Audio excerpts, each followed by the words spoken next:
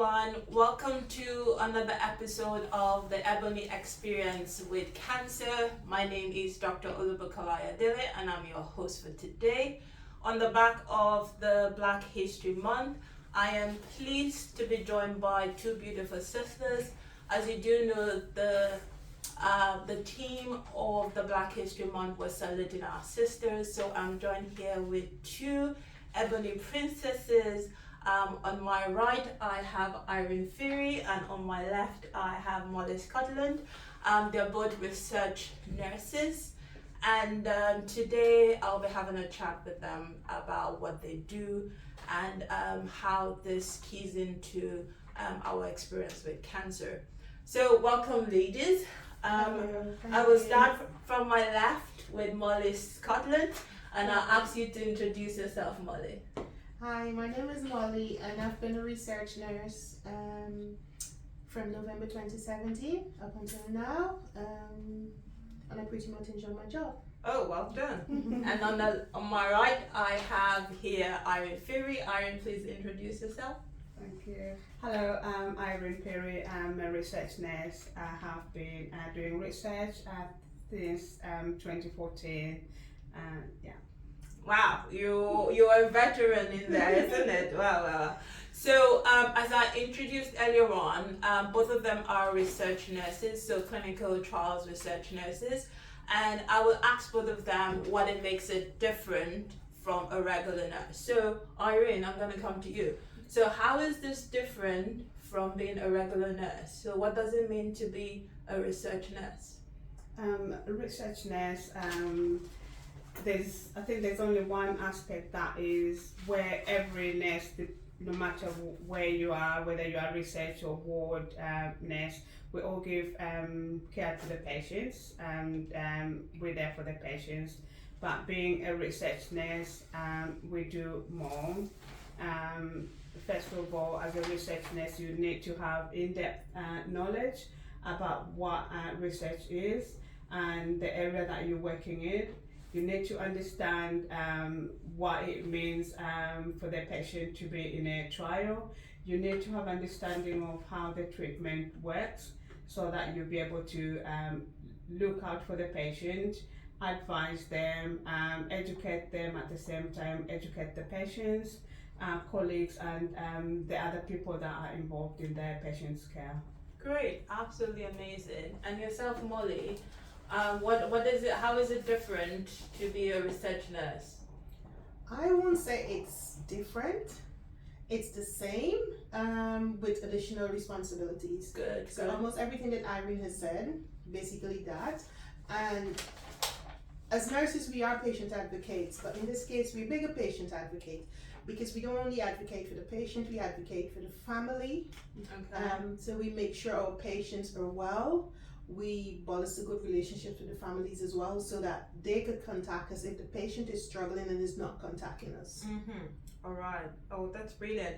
And also, I think one of the additional bits is that you guys have to know the protocol.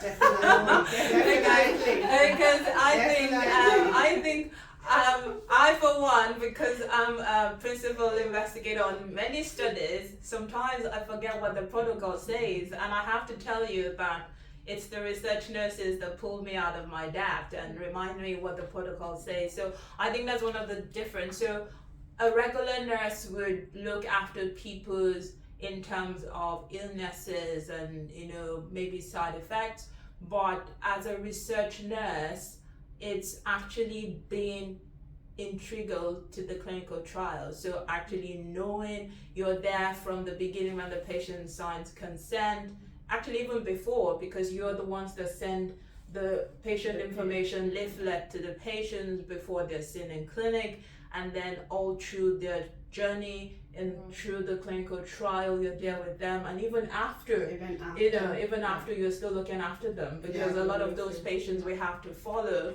even after they've progressed and they've come off trial. So I think it's a big entail and a big endeavor. So I'm just going to go a little bit personal. So you guys have introduced yourself, but can you tell me more? So where are you from, Irene? I'm originally from Zambia. Okay. Well, I found myself doing clinical research in oncology because my background is I started with oncology combined with hematology on the ward. Okay. And then as along the way, I lost somebody that was close to me, with prostate cancer, my godfather. Okay. And I just felt, well, if I can do something more to help him and or help somebody else. And I basically just wanted to find out more about how other people can be helped to alleviate the suffering that he went through. And so here I am. Yeah, so for some of us, this journey is actually personal because I know some of you know about my story that my journey into oncology is personal because my mother died from breast cancer. So sometimes a lot of us find ourselves in this specialty because it's personal to us. And as you do know, 1 in 2 people are actually affected by cancer in some way. So at some point, this potentially could be personal to everyone. So to Molly, how did you get into this, and can you tell us a little bit more about your background? I was born in South America in Guyana, and I started working in oncology purely by accident and curiosity. And I used to work in a ward before, and I was struggling with childcare. And I did ask them they did short shifts instead of long days. So I worked like maybe you would have gone for 7 straight days before you get 2 days off and things like that. So I had asked the ward sister at that time if she could allow me to do my nights and late at the weekend. Mm-hmm. And she didn't say no, but I would find myself doing a night on a Tuesday night. So for that reason, I started looking for places that I could work that only did day shift. Okay. And then I found chemotherapy suite. Mm. So then I started working on chemotherapy suite, and then I became curious as to how did they come up with what drug to give for what cancer. And then I was told it was done through research on hope. So I came and I spent some time and I did a night shift, and then I started applying for jobs here. So I've been here ever since. Wow, interesting. So curiosity got you here. All right. And so as you do know, this platform is mainly for the Black population, and the question I have to ask what challenges have you faced as a Black person in this environment? If you haven't faced any, you can tell me, but if you have, then can we discuss it? What are they? You answer, Irene. So Irene, what challenges have you faced as a Black person in this community? So in this specialty or in this world of oncology? I think there is. I can say that I have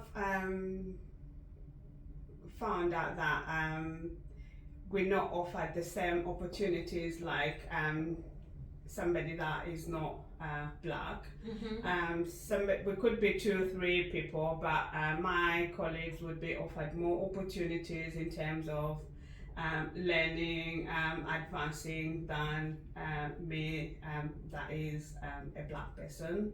Okay. And then sometimes you get it from patients and families.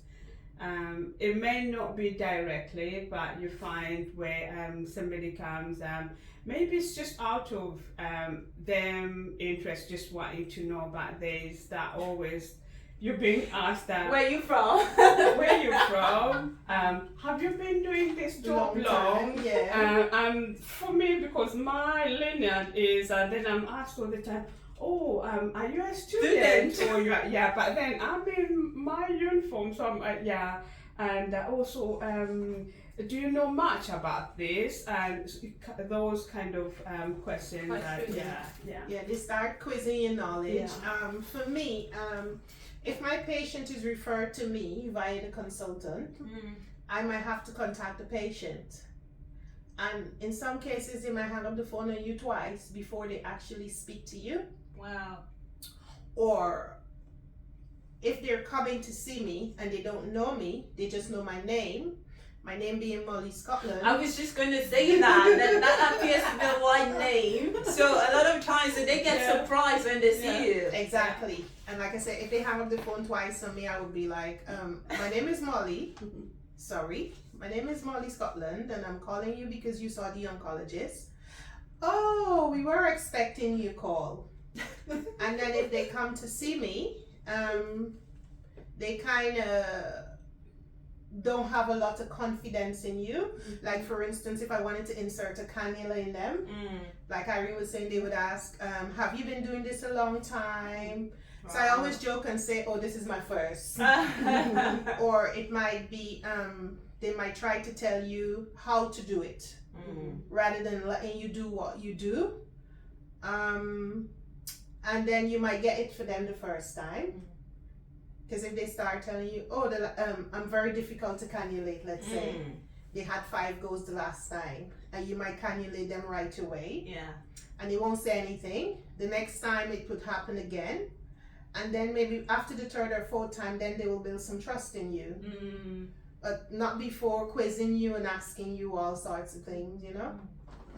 And it's interesting that both of you have mentioned this, you know. I usually say it's as if once they see a name that they can pronounce or a name that's different, they just assume that that person is lower in intelligence or in skills or, you know, I find that. And it's usually very frustrating for me, you know, especially in this world of oncology where you don't see a lot of Black people. So that's the other thing I was going to mention. So we are lucky, I don't like using the word lucky, but we're lucky in a way that we're in an environment, so we're in a trust where we find mutual Black people in the same department. It's very rare, I can tell you, because I remember when I came into the UK, I was looking around for Black female oncologists that treated breast cancer and I could not find. Like, I found a few clinical oncologists, but I couldn't find medical oncologists. And then when I found a few people, they were not even PIs, so we couldn't even really discuss about clinical trials. So I just felt quite lonely, and I'm sure that's the thing. So where is the diversity and where is the inclusion that people talk about? Because that's the team word on everybody's mouth. Everybody talks about inclusivity, we talk about diversity, but we don't see that on a day-to-day. You know, I can imagine you guys have gone for meetings, research nurses meetings, and you're the only Black person in the room. You know? And how does that feel for you? Well, I think it's a bit difficult, you know, because when you go to those things and you're the only Black person, people hardly come and say hi, how are you doing? Absolutely. What are you doing here? Nobody engages with you. No, unless it's like a setting where you have to introduce yourself and you have to say where you work, then that would pique a little bit of interest and they would come and say, oh, I heard you said you work here, what do you do or whatever. But if it's in the corner, you're standing waiting to go into that meeting, no one would say anything to you. Absolutely. Or very few people would say anything to you. Yeah. And I find the same thing. It's all comers. So whether you're a nurse, whether you're a consultant or a researcher, I find it the same. I'm in a meeting. I feel like I have the weight of all Black people and I'm representing everyone. That whatever comes out of my mouth is the way Black people will be viewed from now on. So, you know, this is not the kind of things that a white person would think of. They have no responsibility like that on their shoulders. And I think it's high time that we start to say these things out so that people know how best to support us. And I have to go back to what you said, Irene, on not being put out there for, you know, leadership roles or educational roles. And I think this should be challenged. I said something to the management team a few days ago when I was in a meeting with them, and I said, you have to audit yourself. You have to look at your management team every 6 months or 1 year and see, we have Black excellence around you. How many people have you engaged? Because the truth is that you're not going to get anything from the Black community unless you engage. People are not going to participate in clinical trials if they don't see someone that looks like them. For real. And that's the honest truth. For real. I met a gentleman the other day in my child's clinic. He was Black, and he was so delighted to see me. Yeah. It was like, I've never seen a sister before in these things at all. Like, it was like, how did you get in there? Yeah. So you could see, and I didn't even need to ask him, do you want to get involved in clinical trial? He was like, I want to get involved. If you're here, I want to get involved. And that's the way you're going to get, people to participate. We talk about, trials not having Black people or minorities, but they're not going to be there if they don't see people that look like them. Okay. And So- again, just to add on, like you're saying, it shows that he felt free and welcome, and obviously for Absolutely. anybody to participate and kind of, you need to be free, feel free, and And I think he probably thought that maybe if something go wrong, there's the consultant, she's a Black woman, I could go to her. Yeah. You know what I mean? Yeah, absolutely. And I've had that amongst the few Black patients I've treated. It's the same thing. They're like, oh, I can engage, I can speak my mind, I can be free, and which is not the same thing they feel when they're speaking to someone who is not Black. So I feel like this is something that should be highlighted constantly. If we need to get more representation on clinical trials, which is needed, because we do know that the Black population usually have poorer outcomes, and the reasons why they have poor outcomes is because people are afraid to show up. And the more they start to see people like them, then it's easier to get them to engage. Okay. So what do you like about your job? Tell me, Irene. Well, it's to start with, I know we deal with cancer, but research is quite exciting. We have all these new trials that come up. You start giving out drugs to patients that have, to start with, they've just got all these figures, no name. Then years later, the drug gets licensed and it's doing really good work for patients. And you look back, and when we started, this wasn't licensed, and now we've got this. Absolutely. And just to feel part of the team that was on board to get the patients, and obviously thank you to the patients and families that participated. It does feel great that we've contributed in a way to improving the lives of people.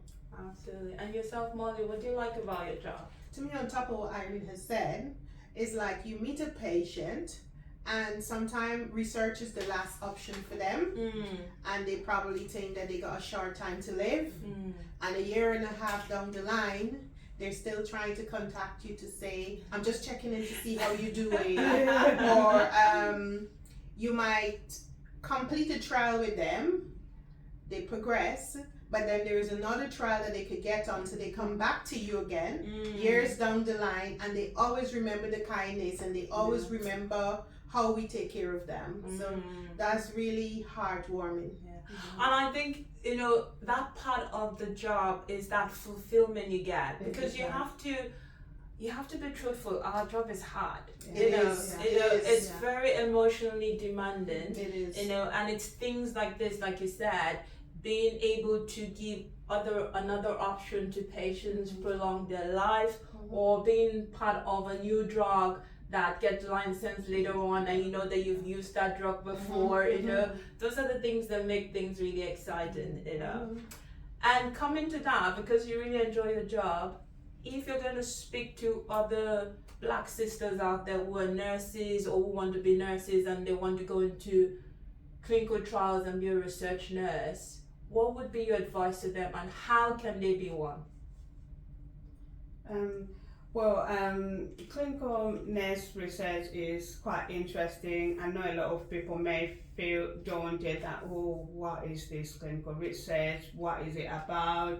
Or what do I do? Especially for oncology, or maybe, thinking, oh, there's chemotherapy. I've not done the chemotherapy course. I've never worked in oncology, but it's absolutely something that anybody that's got interest can learn. The key thing, you have to be interested, you have to have passion for this job, you have to have dedication. So everything is something that somebody can learn on the job. So please, if you're interested, you're closer to Leicester Royal Infirmary, or obviously Leicester has to be on top. I'm supporting Leicester Royal. If you're anywhere around the country, and you're interested, so I think it's good to go to your oncology department and speak to someone. So what other advice do you have, Molly, for someone who's interested in research?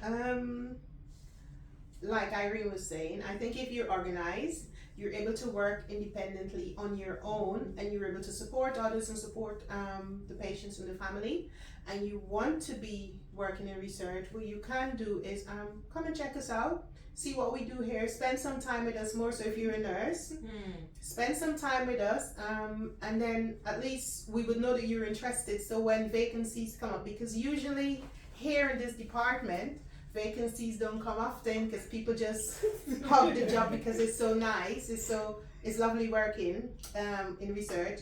So we would know that you're interested. So if a vacancy come about, we could let you know, or and so you could apply. Okay. Yeah. But I think from what both of you are saying, that I can hear is the passion. If you have a passion for this job, it's something you can learn. Everything else is teachable, but passion is not teachable. It's something that you need to have. So if oncology, you're passionate about oncology, you want to change the outcomes, especially in the Black community, we need more people to represent us. So I will say the same as Molly and Irene today. Please don't shy away. Wherever you are in the country, please go to your oncology department and ask to speak to the manager there or the nurse in charge, and just tell them, and I'm sure they will show you how to best go about those things. But sisters, brothers, if you're a brother, because I have to say there are male nurses as well. So anyone who is in the nursing field, and even if you're not in the nursing field and you want to get into nursing school, this is something you can do, and I think it's really, really important. Representation is important, but also we want better outcomes for our community. We don't want to have that narrative where it says Black people, poor outcomes. We want to change that. That has to change. And the way we're going to change that is to have more of us out there speaking to other people, educating them and enlightening them and making an awareness about cancer. So whether you like it or not, cancer is here. Whether you speak about it or not, it doesn't mean that it's not going to affect you. So it's better that we tackle this head on by getting involved. So have a say. Black Lives Matters. And on that, I'm going to ask you, do you have any last words before we run to the close today? What I would say is come and spend some time with us. Even if you're not a nurse and you need information about participating in trials, come and see us. We can have a chat with you and then point you in the direction of where you need to go. At least that will be helpful, and it will be a start. Okay, and any last words, Irene? So if you know anybody that needs information, anybody that is struggling, or maybe just maybe they just haven't got the courage, so to say, to come forward, please, if you meet me on the corridors, in the supermarket, stop me, ask me, I'll point you in the right direction. If you need any information, I know a lot of people that I've met before have got all these questions about trials. There's so much misinformation about trials. People think if you enter a clinical trial, you just be used as a guinea pig. That is furthest from the truth. Absolutely not true. So such information, such misconceptions need to be cleared. So please, if you don't ask, you're not going to learn. So come forward. I'm sure Dr. Ayodele here, maybe there is a contact. Drop the questions online, anything that you want to find out, and all the information will be provided to you. And I just want to say, as a last word as well, that clinical trials is not being a guinea pig. Actually, being on a clinical trial is a big privilege. You get to use drugs that are not available yet, or you get to use drugs in combination that have not been used before. But most importantly, clinical trials create another avenue for people that might not have any options, and that is very essential. So clinical trials are not to be shied away, and we need more Black people on clinical trials. So please, if you've been diagnosed with cancer, please speak to your oncologist about participating in clinical trials. Please get involved in clinical trials. It's really, really important that we have a representation in clinical trials. I would like to say a very big thank you to my guests today, Molly and Irene. They're so beautiful, isn't it? Thank you so much for spending time with me today. And I hope you join us on another episode of the Ebony Experience with Cancer. Until then, have a lovely day. Bye for now.